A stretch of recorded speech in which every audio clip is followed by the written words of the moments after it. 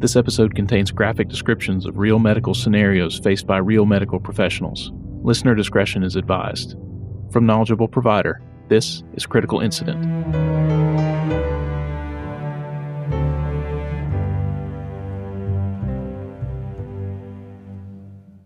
Hello, welcome back to Critical Incident from Knowledgeable Provider. I'm Jody Marks. I should start by saying that this critical incident story is not really all that critical, or even exciting maybe. But I thought I would share the story of getting deployed to Texas as part of the Hurricane Ike response back in 2008. It was around this time of year, actually, right at the beginning of September. So I guess 16 years ago, right about this time, I was getting ready to go. And there was a lot that actually went into getting ready to go to that. The way HIMSI did that sort of thing is they had designated members of, they called it a disaster response team. And as part of that, we had to do some extra training. There are these little courses you have to take called ICS, which is Incident Command System, and NIMS, which is National Incident Management System, where you basically learn about how those big responses work and the chain of command and how everything is structured. So we had to do a bunch of extra ones of those, and there were a bunch of extra vaccines that we had to take to be able to go into a disaster area. Hepatitis A is the one I remember. And we would just be ready for any big disaster that happened that we might be called to assist with. The way that works is, at least for ambulance stuff, FEMA contracts with AMR, American Medical Response. It's like this huge ambulance service that's all over the country. And they really are in charge of planning and running the whole EMS response. And obviously this was a long time ago, so maybe things work differently now. I'm not sure. I'm out of that loop. But at the time, that's the way it was set up. And HIMSI has participated in some big events. They sent teams to Louisiana when Hurricane Katrina happened. They sent teams to New York for Hurricane Sandy. There may have been a response more recently, I'm not sure. So anyway, we'd all been regaled with stories, especially from Katrina, of everything that our people got to experience, and it sounded like a really cool thing to be part of. So I was all about getting involved in that whenever I could. So for Hurricane Ike, I went on the first team to be deployed from HIMSI, and this was prior to the hurricane. So we went about a week before the hurricane actually made landfall, and our job was going to be to evacuate nursing homes and hospice facilities and that sort of thing, which admittedly is not what you picture when you picture yourself going to a hurricane response, right? You picture like digging through the rubble and dramatically rescuing people and providing critical emergency care in dire circumstances. But there's a lot more to the whole plan than that. And obviously, if you can get there and prevent people from ever being trapped and injured in the first place, that's really a valuable service. And two, I think usually during situations like that, it's going to be more of the local emergency services that are going to be handling the more dramatic sort of things. So anyway, that's not really what I had pictured going to do. But looking back now, I realized that it was a valuable service that we provided, and I'm proud that I got to be a part of it. And of course, it's also just something different from your day-to-day, right? As a medic working on an ambulance, it's just call after call after call after call. And it's just sort of the same thing over and over and over. I worked a lot of overtime and didn't have much of a life outside of that. So that really was pretty much my whole life, was just running ambulance calls. Getting to do something different and exciting was very cool. And there's a lot of money involved too. Once we got deployed, we were actually being paid by the federal government, I suppose, FEMA.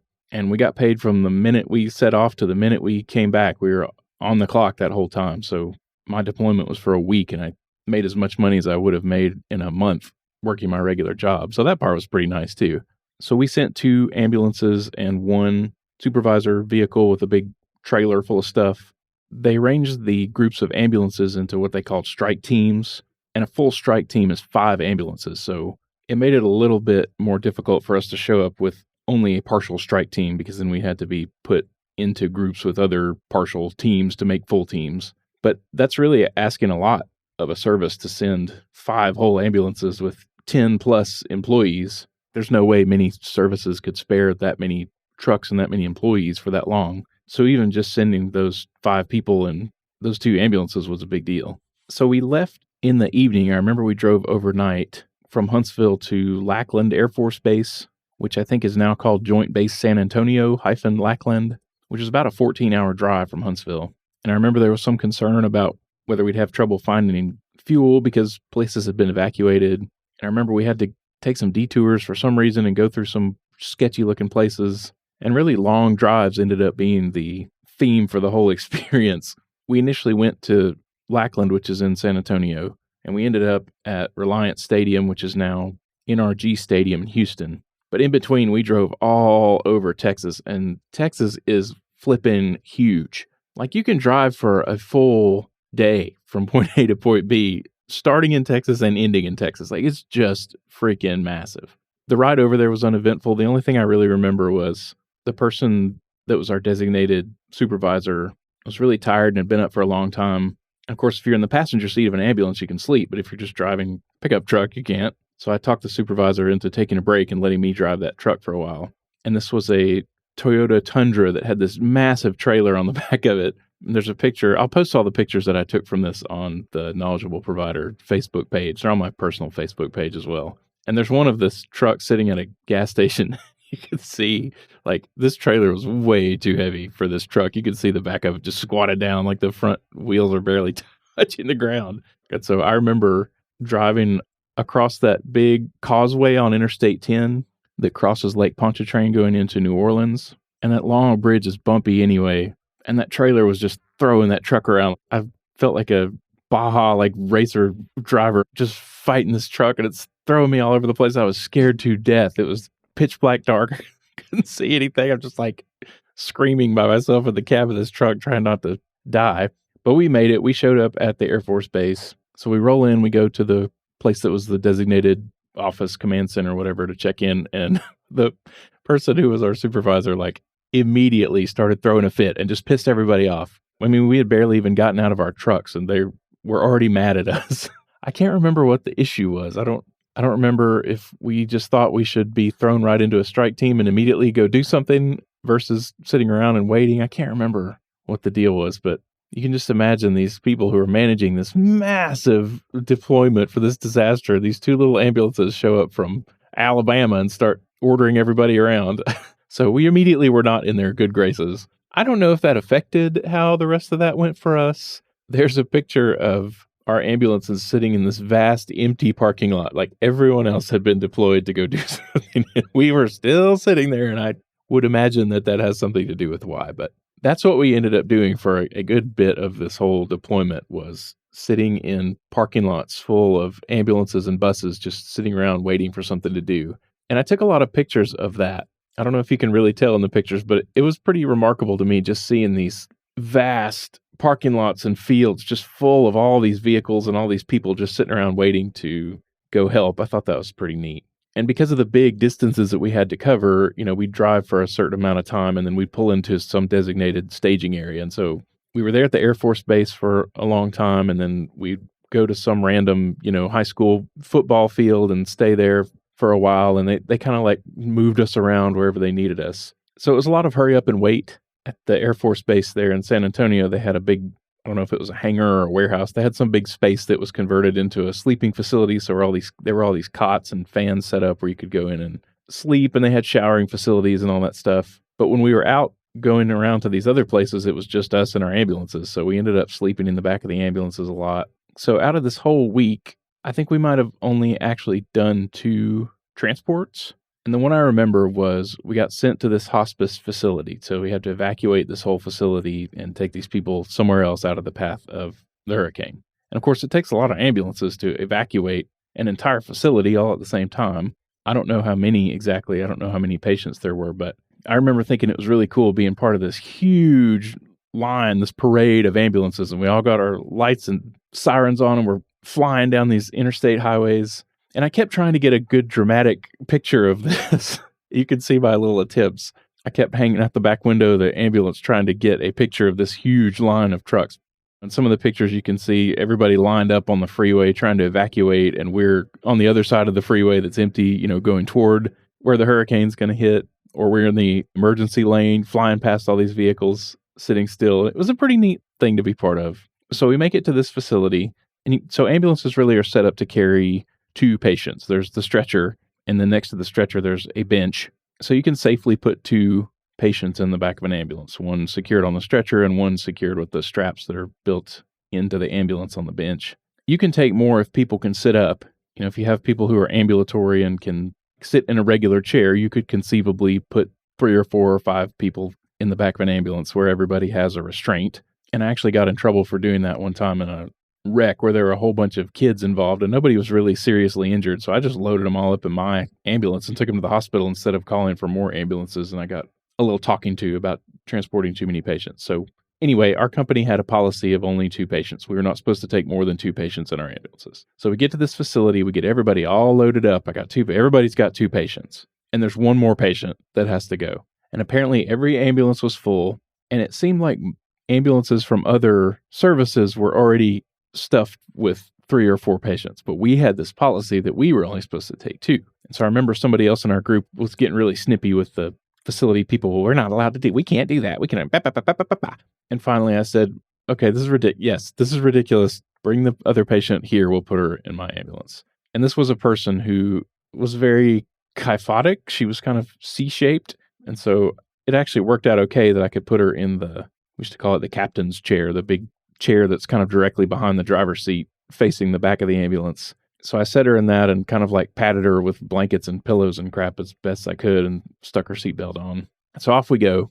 I don't remember how long or where we went, but it was a long ride. And so the C-shaped lady was actually lucid. I could talk to her and check on her and see how she was doing. The lady I had on the stretcher was not lucid. I don't remember if she was aware at all, but she was okay, stable. The lady that I had on the bench seat was like dying. I mean, remember, this is a hospice facility, right? So all these people have terminal illnesses. But this lady was in such a state that I expected her to die any minute. Like, I did not think we were going to make it to the destination with this lady still alive. So that's pretty much what I spent the transport doing, is watching this lady, waiting for her to die, and trying to keep the C-shaped lady relatively comfortable in her chair. So we finally made it to our destination. Nobody died in my ambulance. I think the facility we took them to was actually a nursing home. I don't know that it was a hospice facility.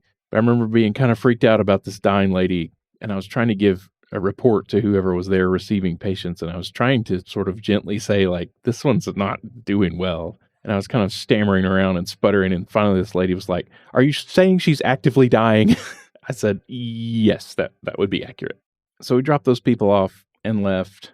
I remember we were supposed to go from there to, I guess, our next assignment or our next spot to stage or whatever. So there was our 2 ambulances. There were 2 ambulances from another company and then a third ambulance from somewhere else. So nobody knew each other, but we're all trying to navigate together and figure out where we're supposed to go. And we had GPSs, which that was still a little bit before everybody had smartphones. So we still had the little box devices that suction cupped onto the windshield that were GPSs. And we had one brand and the other people in the other ambulances had another brand. Maybe we had TomToms and they had Garmin's or whatever.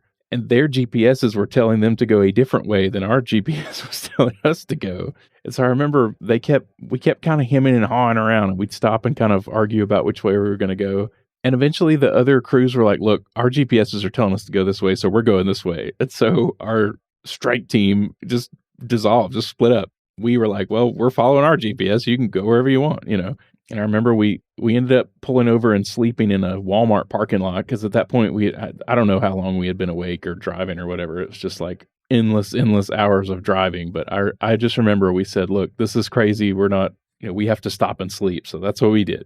And so that's really about the most exciting thing that happened on this whole deployment. Mostly it was just a lot of driving from one place to another place, one staging area to another. At the end of the week, we made it to Houston, and we got to park inside the Reliant Stadium, which is where the Houston Texans play. It's called NRG Stadium now. And that was pretty cool too. We got to actually park the ambulances inside, like underneath the stadium in this big, huge, I guess it would be the event halls or whatever at the park. And so by that point, we had been out for a week, and they had us in Houston ready to respond after the hurricane hit. So maybe this was a day or 2 days before the hurricane was expected to make landfall. And at that point, the second disaster response group from HIMSI came to relieve us. So they came to the stadium, and we switched out with them, and we drove home in a little responder car. Just looking back through my pictures, they're more nerdy than anything. The signs on the side of the interstate that say urgent message when flashing, tune your car radio to this station. I thought it was interesting to see those things actually flashing, and there was actually an emergency message to listen to.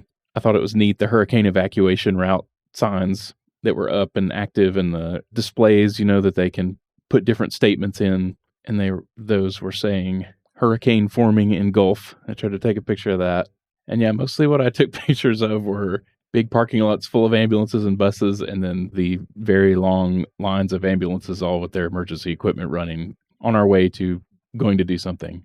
So yeah, that's pretty much it. I thought it was really neat to be involved in a big deployment, a big national response event like that. I think we did at least 2 evacuations of facilities like that while I was there. So I helped a few people get out of the way of the storm. Mostly I just got to have a ball and drive around and made a bunch of money doing it and met some cool people. I remember we got to know some folks from other services in other parts of the country, so that was neat. And I would totally do it again. I thought that I would enjoy working for FEMA and just being somebody who goes to different disasters to help and do whatever it is they do. Maybe I'll get to do that kind of thing someday. But thanks for listening. Special thanks to our Patreon supporters. Check out the Knowledgeable Provider Facebook page to see my super exciting hurricane deployment pictures. Hope you have a great week, and I'll talk to you later.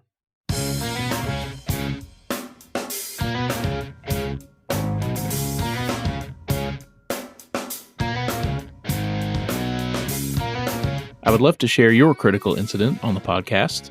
If you have a story you want to tell, send it to me by email at thekppod@gmail.com. That's thekppod@gmail.com.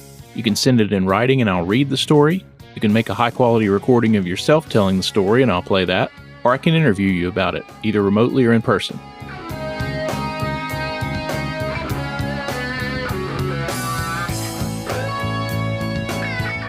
Thank you for listening, and as always, stay safe, take care of yourself, and take care of your patients in that order.